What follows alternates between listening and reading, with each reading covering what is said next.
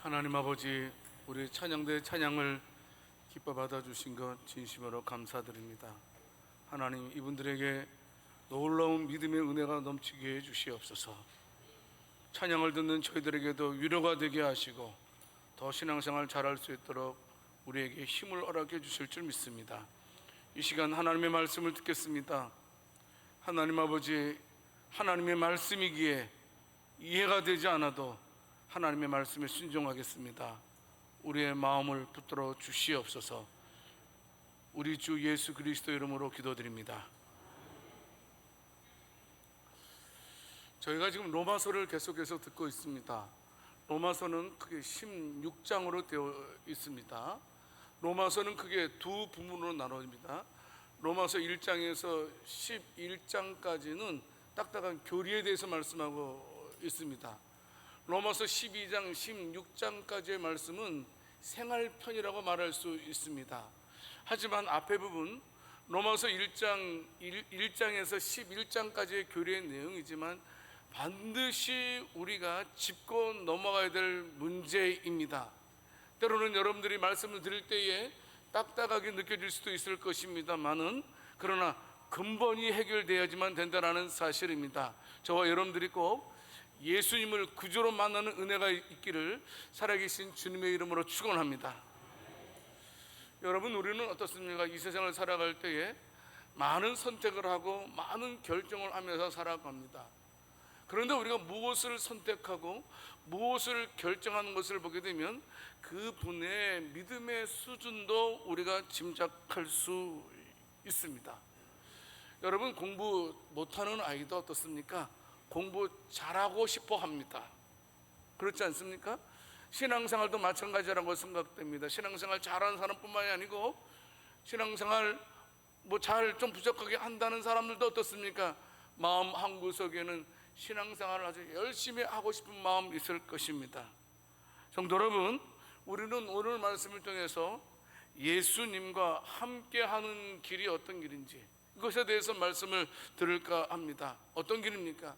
예수님의 가르침에 순종하는 길이라고 생각됩니다. 항상 날마다 예수님의 은혜 가운데 살아가는 것이 예수님과 함께 사는 길이라고 말씀드릴 수 있을 것입니다. 바울은요, 로마서에서 그리스도인의 삶에 대해서 말씀을 하고 있는데요, 단순한 윤리적 교훈을 가리키고 있는 것이 아닙니다. 종교적인 의무를 뛰어넘어서 예수님의 십자가와 부활을 통해서 새 생명을 얻는 것에 대해서 집중적으로 바울은 말씀을 하고 있다는 사실입니다. 우리는 예수님과 함께 죄에 대해서 죽었고 우리는 예수님과 함께 의로 부활했음을 믿으시기를 바랍니다. 바로 이것이 예수님과 함께 사는 본질과도 같은 것입니다. 예수님과 함께 살려면 성도 여러분, 내가 예수와 함께 죽어야 되고 내가 예수와 함께 부활할 때에 우리가 예수님과 동행할 수 있다는 사실입니다. 자, 오늘 우리는요, 오늘 말씀을 통해서 어떻게 하면 우리가 예수님과 함께 살 수 있을까 하는 건데요, 첫 번째는 저와 여러분들 꼭 명심해야 돼요. 뭐냐면 나는 죄에 대해서 죽은 자라는 사실을 우리가 꼭 알고 있어야 한다는 사실입니다. 당시 로마 교회 교인들이 좀 오해한 부분이 있었습니다. 로마서 5장 20절 말씀을 통해서 보게 되면 죄가 더한 것에 은혜가 더욱 넘쳤나니라고 말씀하고 있습니다. 뭐예요? 우리가 죄를 많이 지면 더 큰 은혜를 받을 수 있겠구나라고 착각을, 오해를 했던 것 같습니다. 하지만 성도 여러분, 어떻습니까? 바울은 로마서 6장 1절 말씀에서 그들에게 질문을 하고 있습니다. 그래, 너희 말대로 은혜가 더하게 하려고 죄를 범하느냐? 라고 이렇게 질문을 하게 됩니다. 로마서 6장 2절 말씀에서 바울은 아주 단호하게 선을 긋습니다. 그럴 수 없다. 죄에 대하여 죽은 우리가 어찌 그 가운데 더 살리요? 죄에 대해서 죽은 우리가 어찌 죄 가운데 살 수 있으리요? 라고 말씀을 하고 있는 것을 보게 됩니다. 성도 여러분, 성도는 예수님과 연합하여서 새로운 삶을 살아가는 사람들이 바로 성도들입니다. 옛사람은 죽은 사람입니다. 바울은 그를 가리켜서 죄에 대해서 죽은 자, 예수 믿는 자는 누구냐? 죄에 대해서 죽은 자라고 말씀을 하고 있습니다. 성도 여러분, 하나님의 은혜는 놀랍습니다. 하나님의 은혜는 저와 여러분들을 용서해 주셨습니다. 하나님의 은혜는 바로 저와 여러분들을 구원해 주셨습니다. 그런데 하나님께서 은혜로운 분이시지만 우리가 계속해서 죄를 범하는 것에 대해서 관용치 않다라는 사실입니다. 우리가 죄에서 자유로운 몸이지만 하나님의 은혜는 절대로 죄를 허용하는 면죄부는 아니라라는 사실입니다. 성도 여러분, 우리는 예수 십자가에서 완전히 죽은 자들임을 기억하시기 바랍니다. 과거에 우리가 마귀에게 속해서 죄를 짓던 옛사람이 죽은 것입니다. 십자가를 바라볼 때에 예수님께서 죽으신 것처럼 죄도 죽었다라는 사실을 우리는 바라봐야 될 것입니다. 성도 여러분, 많은 분들이 십자가를 바라보면서 어떻습니까? 예수님께서 내 죄를 대신해서 십자가에 죽어주셨다만 생각합니다. 물론 틀린 말씀 아닙니다. 옳은 말씀입니다. 만약에 그런데 예수님의 십자가를 보면서 예수님의 죽으심만 생각한다면 온전한 것은 아니라고 생각됩니다. 여러분, 우리가 예수님의 십자가를 통해서 유념할 것은 우리들도 나의 십자가를 바라보아야 한다는 겁니다. 예수님께서 십자가에 달리신 것을 보면서 내가 십자가에 달린 것을 바라보아야 된다는 사실입니다. 구약시대 때 제물을 바쳐서 제사를 드렸습니다. 제물을 받을 때 안수를 하게 됩니다. 죄 정가를 시키는 것입니다. 여러분, 이것은 제물이 내 죄를 위해서 죽는다는 것입니다. 그런데 내 죄를 위해서 대신 죽는다는 그 의미만 있는 것이 아니고 내가 이 시간 죽습니다라고 고백하는 것과 똑같다는 겁니다. 나는 죄인입니다. 그로 인해서 제가 죽습니다라는 고백이라는 겁니다. 그래서 제물의 죽음을 통해서 우리는 어떻습니까? 나의 죽음을 체험하는 자들이 되어야 된다는 사실입니다. 뭐 제물 드렸으니까 내가 용서함 받았으니까 나는 이제부터 아무렇게 살 거야 라고 해서는 안 된다는 사실입니다. 여러분, 제물의 죽음을 통해서 내 죽음을 보고 참으로 우리는 그 죄의 죽음이 얼마나 무섭고 두려운지를 깨닫고 새로운 삶을 시작하는 자들이 되어야 할 것입니다. 우리가 죄에 대해서 죽었다, 이것은 죄의 실체가 없었다는 말은 아닙니다. 쉽게 말씀드리면 우리가 천국 갈 때까지는 우리가 죄의 본성을 가지고 살아간다라는 사실입니다. 예수 믿으면 완전히 그냥 죄와 탁 단절된 그런 삶을 살아가는 것이 아니라는 겁니다. 아직까지 우리는 예수 믿고 구원받았지만 우리 심령에는 죄의 뿌리가 여전히 남아있어서 때로는 우리가 넘어지고 자빠지고 무너질 때가 있다는 사실입니다. 우리가 거듭난 후에도 항상 우리 마음속에서 죄는 역사한다라는 사실입니다. 죄의 실체가 완전히 없어진다면 얼마나 좋겠습니까? 그러나 하나님께서 그렇게 하시지는 않으십니다. 그러면 죄에 대해서 죽는다는 말이 무슨 말이냐 하는 겁니다. 말씀드렸지만 죄의 본성, 죄의 실체가 없어진다는 것이 아니고 죄의 실체로부터 우리가 완전히 자유하게 해방되었다는 사실입니다. 여러분 보세요. 전에는 우리는 죄인으로 태어났어요. 그 죄인으로 태어나기 때문에 죄를 범할 수밖에 없어요. 근데 예수님께서 우리를 위해서 대신 죽으시고 우리도 죽게 되었다는 겁니다. 죄의 삭슨 사망을 이루신 것이죠. 그래서 이제 우리는 죄와는 상관이 없는 죄로부터 자유하게 되었다는 사실입니다. 그러면 예수 믿는 자는 아까도 말씀드렸지만 죄를 안 짓는 것입니까? 여러분, 죄 범해요 안 범해요? 그 표정은 안 범한 것처럼 표정을 저를 쳐다보시네. 제 범해요, 안 범해요? 많이 범해요, 적게 범해요? 적게 범해요? 네. 많이 범하죠. 많이 범하죠. 여러분, 뭐냐면 저는 내가 죄인이기 때문에 저절로 죄를 범하게 됩니다. 근데 우리가 죄에 죽었다라는 말씀은 뭐냐면 이제 우리가 의도적으로 악을 행하는 그런 것들이 이제 없어졌다라는 사실입니다. 죄에 대해서 죽은 자로서 우리는 새로운 삶을 시작하게 되었다라는 사실입니다. 단순하게 과거의 죄로부터 벗어난다는 그런 의미만이 아니라 새로운 정체성을 가지고 살아간다는 겁니다. 어떤 정체성? 우리는 죄에 대해서 죽고 새 생명을 얻었다는 정체성입니다. 여러분, 저와 여러분들은 새 생명을 얻은 줄을 믿으시기 바랍니다. 예수 그리스도께서 십자가의 죽으심으로 내가 십자가의 달림을 통해서 이제는 우리가 새 생명을 얻게 되었다는 것입니다. 우리가 새 생명을 얻었으니까 새 생활을 해야 된다는 것입니다. 여러분, 구체적으로 말씀드리면 이런 겁니다. 어떤 사람이 도둑질을 잘했어요. 예수님 만났어요. 예수님 믿게 되었어요. 예수님 믿어서 도둑질을 그만두게 됐어요. 도둑질을 그만두는 것에 멈추지 않고 열심히 일해서 돈을 벌어서 어려운 사람들을 도와주는, 이렇게 바뀌는 것을 말합니다. 지난 날에는 어떻습니까?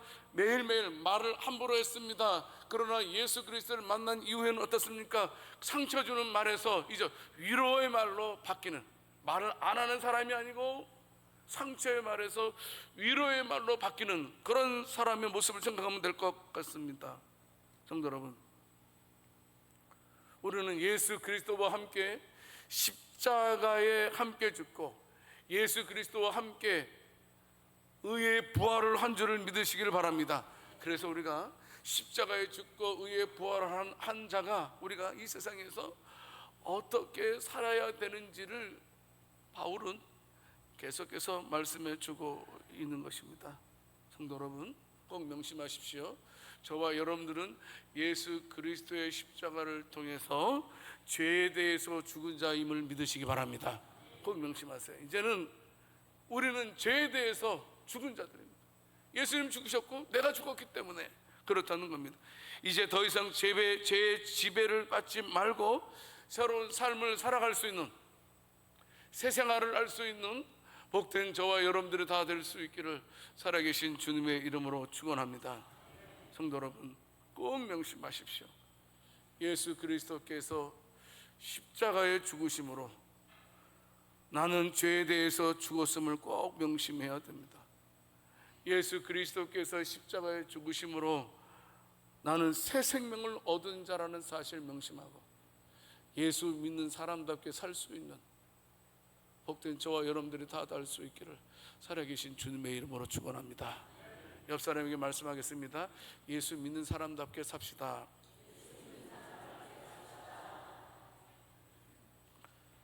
성도 여러분, 두 번째로요, 우리가 알 것은 뭐냐 하면 우리는 첫 번째 말씀을 통해서 깨달을 수 있는 것이 예수 그리스도와 연합된 자라는 사실을 확인할 수가 있다는 사실입니다. 오늘 본문의 말씀에서는 우리가 어떻게 예수님과 연합되었는지에 대해서 설명해 주고 있습니다. 합한다, 연합한다, 함께한다 라는 단어가 오늘 짧은 본문에서 무려 9번이나 사용되고 있는 것을 보게 됩니다. 무슨 말이에요? 우리가 예수 그리스도와 연합된 자라는 사실을 지금 바울은 지금 강조를 심히 하고 있다는 겁니다. 이전에는 마귀에게 속해서 죄의 종노릇 하였지만 이제는 예수 그리스도를 믿음으로 하나님의 자녀가 되었고 예수님과 연합한 자가 되었다라는 사실을 말씀해 주고 있습니다. 여러분, 성도가 예수님의 십자가와 부활에 연합했다는 말은 무슨 말입니까? 예수님께서 십자가에 주시고 부활하셨습니다. 그리고 승천하셔서 하나님 우편에 앉아 계십니다. 그러면 성도가 예수님의 십자가 부활에 연합했다는 말은 예수님께서 십자가에 죽으시고 부활하셔서 승천하셔서 영광의 자리에 앉는 것처럼 장차 저와 여러분들도 영광의 자리에 앉게 되는 줄을 믿으시기를 바랍니다. 성도 여러분, 뿐만 아니고 성도가 예수님의 십자가와 부활에 연합했다라는 또 다른 의미는 뭐냐면 옛사람은 죽고 새 생명을 얻은 자라는 사실을 말씀해 주고 있는 것입니다. 로마서 6장 5절 말씀을 같이 한번 봉독하도록 하겠습니다. 만일 우리가 그의 죽으심과 같은 모양으로 연합한 자가 되었으면 또한 그의 부활과 같은 모양으로 연합한 자도 되리라. 아멘. 성도 여러분, 우리가 그리스도와 연합되었다라는 사실을 말씀해 주고 있습니다. 그리고 이것을 표로서 우리가 그리스도와 연합되었다는 징표, 바로 세례를 허락해 주셨다라는 사실입니다. 로마서 6장 3절 말씀을 통해서 상기시키고 있는데요, 여러분, 세례라는 것, 저와 여러분들이 단순한 종교적 지식, 행위로 봐서는 안 된다라는 사실입니다. 세례는 뭐냐면 예수님과 함께 죽고 예수님과 함께 다시 살아나는 것이 세례의 의미를 가지고 있습니다. 우리 성도들은 세례를 받음으로 예수님의 죽으심에 우리가 합하여 함께 장사 지냄을 받았다는 사실입니다. 그리고 이제 사는 것은 예수님의 새 생명 가운데 부활하심으로 얻었던 것처럼 우리들도 그와 같이 살게 되는 것이 그리스도인의 모습입니다. 여러분, 초대교회 때는요, 세례를 받는 모습이 틀립니다. 유적지에 가보니까 이렇게 강대상에 있으면 보신 분도 계실 거예요. 요 앞에 이렇게 십자가 모양으로 땅을 팝니다. 그리고 세례를 받을 때는 물에 잠겨져 있어요. 그 십자가 모양 파가지고 그쪽에 쑥 들어갑니다. 그래서 이제 푹 잠깁니다. 잠겼다가 물속에서 푹 하고 일어납니다. 그래서 잠길 때는 죄에 죽고 나올 때는 의에 살았다, 이렇게 외치게 됩니다. 여러분, 우리는 이제 개신교에서는, 우리 개혁파에서는 그냥 내가 성부와 성자와 성령의 이름으로 세례를 주노라 라고 이렇게 제가 선포를 합니다만은, 정통적인 세례는 물에 잠기는 것입니다. 바로 물속에 잠기는 것은 우리가 예수님의 죽으심에 참여한다는 말입니다. 물속에 잠기는 것은, 그 물속에서 나오는 것은 뭡니까? 우리가 그분의 부활에 동참한다는 말입니다. 여러분, 이 과정에서 우리가 옛사람을 벗어버리고 새로운 피조물로 거듭나는 징표, 예수님과 연합하는 징표가 뭐라고요? 세례라는 겁니다. 그러므로 성도 여러분, 우리는 세례를 통해서 우리가 죄에 죽고 의로 산 자들임을 믿으시기 바랍니다. 특별히 내 의가 아니죠. 예수님의 의, 하나님의 의가 나한테 전가되는 겁니다. 그런데 우리는 좀 세례의 중요성에 대해서 좀 심각하게 생각지 않는데, 랄프 윈트라는 신학자는요, 세례를 그냥 물 뿌리지 않았으면 좋겠다. 물론 세례라는 말이 밥도에 뿌린다는 말인데, 잠긴다는 말인데, 그냥 세례의 의미를 강조하기 위해서 이분은 어떻게 하냐면 땅을 깊이 파가지고 관을 거기다 딱 넣어놓고 그 속에 사람이 들어가는 거예요. 그걸 관짝을 덮으래요. 여러분, 내가 땅 속에 들어가서, 관 속에 들어가서 관짝을 덮었을 때 무서워요? 평안해요? 무섭죠. 그래서 이제 딱 덮어놓고 내가 성부와 성자와 성령의 이름으로 세례를 주노라, 이렇게 해야 된다는 겁니다. 왜냐하면 이 죄의 공포, 죄의 죽음이 얼마나 무서운지를 알아야 되는데 우리는 그것을 누리지 못한다는 거예요. 그냥 뿌리는 것만 하니까 죄에서 죽는 것이 무엇인지 너무나 모른다는 겁니다. 바울은 로마서 6장 4절 말씀에서 세례를 통해서 우리는 예수님의 십자가와 부활에 참여하게 되었다라고 말씀해 주고 있습니다. 우리는 기억해야 됩니다. 저와 여러분들이 예수님과 함께 장사되었고 예수님과 함께 부활하였음을 믿으시기를 바랍니다. 우리는 예수님과 연합한 자이다. 무엇을 징표를 주셨냐? 세례를 주셨습니다. 그러므로 우리는 새롭게 의로 살아난 자라는 겁니다. 소색이 달라졌어요. 전에는 죄를 짓기 위해서 태어난 자들이라면 이제는 예수 믿고 난 다음에는 우리가 의를 행하기 위해서 중생 거듭났다라는 사실입니다. 이것을 기억해야 됩니다.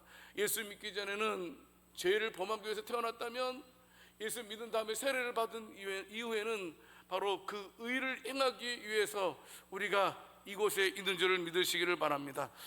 성도 여러분, 특별히 우리는 예수님과 연합한 자는 예수님의 죽으심에 대해서 연구할 필요가 있다고 생각됩니다.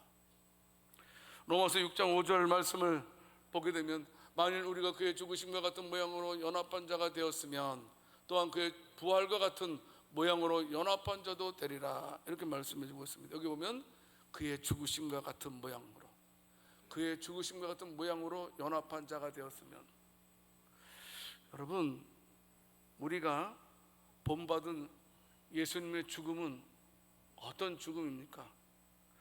여러분, 예수님의 죽음의 성격은 심히 자발적이었습니다. 예수님은 죽임 당하신 것이 아닙니다. 정확히 말한다면 예수님께서는 스스로 죽어주신 거예요. 우리의 죄를 대속해 주시기 위해서. 힘이 없어서 로마의 병정에 의해서 그냥 찔림으로 죽음 당하신 것이 아니고 스스로 온 인류의 죄를 대속하기 위해서 스스로 죽어주셨던 우리 주 예수 그리스도. 회개가 무엇입니까? 세례가 무엇입니까? 옛사람의 자발적인 죽음을 가리키는 겁니다. 성도 여러분, 자발적이어야 됩니다. 심판이 무서워서 죽는 것이 아닙니다. 법이 무서워서 죽는 것이 아니라는 겁니다. 체면 때문에 죽는 척하는 것이 아니라는 사실입니다. 우리는 예수님처럼 하나님을 기쁘시게 하기 위해서 스스로 죽는 것, 그래서 예수님의 죽으심을 본받는 것이 바로 그리스도와 연합한 자임을 믿으시기를 바랍니다. 많은 사람들은 마지못해서 죽은 척하는 사람이 있습니다. 그러다가도 이해관계가 얽히게 되면 옛사람이 살아나는 경우가 종종 있습니다. 그렇지 않습니까? 그래서 죽은 것 같은데 실제적으로는 어떻습니까? 죽은 척하는 사람들이 많이 있습니다. 우린 죽었는데. 옆 사람 한번 꼬집어 보세요. 여러분, 아파요 안 아파요? 아프죠. 아프면 살은 거예요, 죽은 거예요? 누가 나를 길 가는데 누가 나의 뒤통수를 탁 치면 뒤돌아보겠어요, 안 보겠어요? 제 스승께서 자주 사용하시는 것. 여러분, 죽은 거는 움직여야 안 움직여요? 죽은 거 움직이는 거 본 사람? 움직이지 않아요. 여러분, 우리는 자발적으로 하나님의 영광을 위해서 예수님처럼 죽는 자들이 다 될 수 있기를 원합니다. 예수님의 죽음을 본받아서 죄에 대해서 죽은 자들이 되었고, 예수님의 부활을 우리가 본받아서 새 생명을 얻은 의로운 자가 되었다는 사실, 절대로 잊어서는 안 된다는 사실입니다.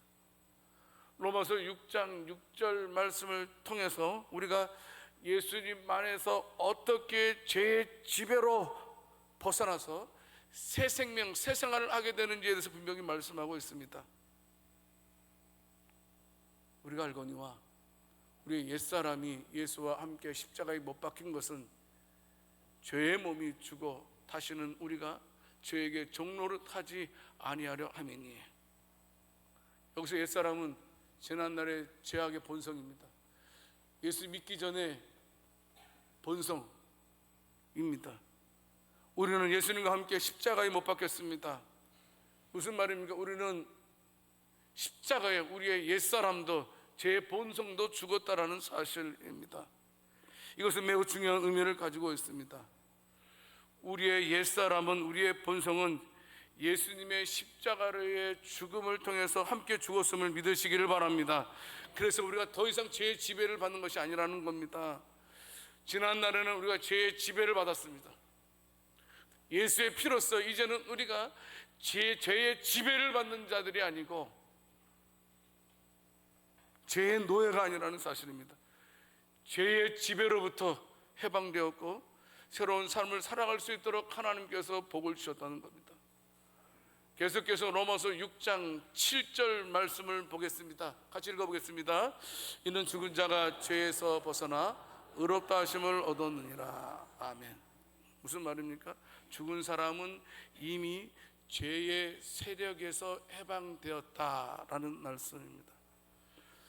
이것은 단순히 죄를 용서받는 것을 넘어서 우리가 완전히 죄로부터 해방되었다라는 사실을 말씀해 주고 있습니다. 그리고 로마서 6장 8절 말씀에서 바울은 선언합니다. 만일 우리가 그리스도와 함께 죽었으면 또한 그와 함께 살 줄을 믿노니. 성도 여러분, 무슨 말씀입니까? 더 이상 예수 믿는 저와 여러분들은 죄의 종이 아니라는 사실입니다. 새 생명을 얻은 새로운 사람임을 믿으시기를 바랍니다. 꼭 명심해야 됩니다. 우리는 옛사람이 아니라는 겁니다. 옛사람이라고 생각하면 우리는 계속 죄의 지배를 받아야 됩니다. 근데 예수님께서 죽으시고 내가 십자가의 죽음을 통해서 우리가 새 생명을 얻은 자가 되었다는 사실입니다. 계속해서 바울은 로마서 6장 9절 말씀에서 말씀하고 있습니다. 이는 그리스도께서 죽은 자 가운데서 살아나셨음에 다시 죽지 아니하시고 사망이 다시 그를 주장하지 못할 줄을 알미로다. 더 이상 죽음의 지배를 받지 않는다는 겁니다. 예수님께서 죽음의 지배를 받지 아니하셨던 것처럼 우리도 죽음의 지배를 받지 않습니다. 예수님께서 부활하신 것처럼 우리들도 죄와 죽음의 지배를 절대로 받지 않는다는 겁니다. 로마서 6장 10절 말씀에서 거듭 말씀하고 있습니다. 예수님의 죽으심은 죄에 대해서 단번에 죽으심이요 예수님께서 살아계심은 하나님께 대하여 살아계심이니 말씀하고 있습니다. 예수님께서 단번에 죽으심으로써 죄의 권세를 팍 꺾어버렸다는 겁니다. 다시 살아나셔서는 하나님을 위해서 일하신다라는 그런 말씀입니다. 여러분, 예수님의 승리는 우리들의 승리라는 사실입니다. 예수님의 죽음은 저와 여러분들에게 완전한 승리를 가르쳐 주셨습니다. 왜? 예수님 죽으시고 부활하셨잖아요. 3일 만에 죽음의 권세를 이기시고 승리하셨잖아요. 그 승리가 우리의 승리라는 사실입니다. 우리는 이 진리를 믿고 날마다 어떻게 해요? 새 생명으로 살아가야 됩니다. 우리가 새 생명으로, 새 생명을 얻은 저와 여러분들이 새 생명을 가지고 새 생활을 해야 된다는 겁니다. 근데 많은 사람들이 어떻습니까? 우리가 새 생명을 얻은 줄을 모르고 살아간다는 겁니다. 더 이상 죄와 죽음의 지배를 받지 않으면서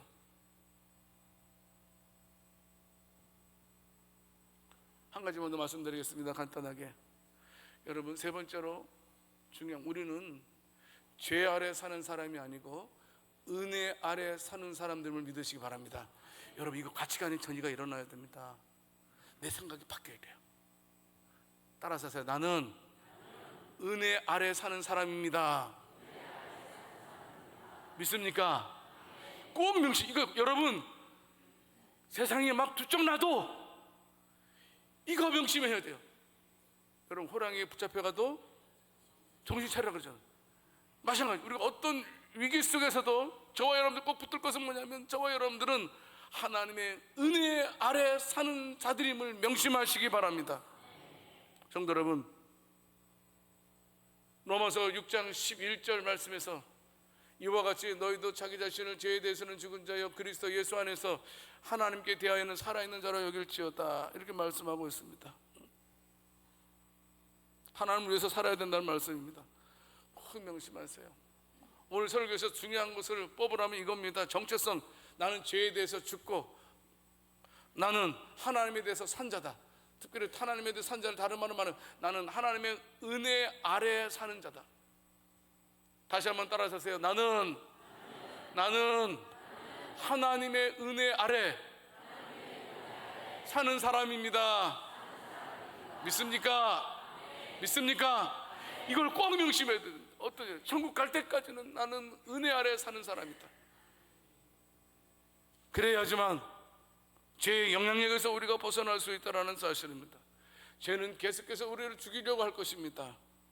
하지만 우리는 더 이상 죄에 속한 자들이 아니라는 겁니다. 예수 그리스도를 믿음으로, 예수 그리스도를 믿음으로 저와 여러분들은 은혜 아래 산 사람들이 되었다라는 사실입니다. 말씀을 맺겠습니다. 성도 여러분, 이 모양 저 모양으로 저와 여러분들이 의식적으로 잊지 않았으면 좋겠습니다. 나는 하나님의 은혜 아래 사는 사람이다. 특별히 입술을 지켜주십시오. 의도적으로 입술을 표현하세요. 따라서세요. 나는 하나님의 은혜 아래 사는 사람입니다. 자기 자신에게 말하겠습니다. 나는 하나님의 은혜 아래 사는 사람입니다. 자기 자신에게 말해보세요. 시작. 예수님의 십자가와 부활을 통해서, 예수님의 십자가와 부활의 연합함을 통해서 죄의 죽고 의의 산자이기 때문에 우리는 하나님의 은혜 안에 사는 사람입니다. 문제는 뭐냐? 그 은혜를 누려야 된다는 겁니다. 모든 것을 내려놓고 주님 앞에 나아가야 된다는 사실입니다. 성도 여러분, 내려놓는 방법이 뭐냐 하면, 은혜를 누리는 방법이 뭐냐 하면 내 자신을 의의 병기로 사용해 주십시오. 내 자신을. 로마서 6장 12절 말씀에 말씀하고 있습니다. 몸의 사욕에 순종하지 말고, 로마서 6장 13절 말씀에 너희 지체를 의의 병기로 하나님께 드리라라고 말씀하고 있습니다. 로마서 6장 14절 말씀에 같이 한번 읽어보겠습니다. 시작. 제가 너희를 주장하지 못하리니 이는 너희가 법 아래에 있지 아니하고 은혜 아래에 있음이라. 아멘. 성도 여러분, 은혜 아래에 있음을 명심하고 날마다 의의 병기로 살아감을 통해서 하나님의 은혜를 누리면서 살아갈 수 있는 복된 우리 양주 새순교회 모든 성도들이 다 될 수 있기를 살아계신 주님의 이름으로 축원합니다. 하나님 아버지, 우리를 법 아래에 있지 않게 하시고 은혜 아래에 있게 하신 것 진심으로 감사드립니다.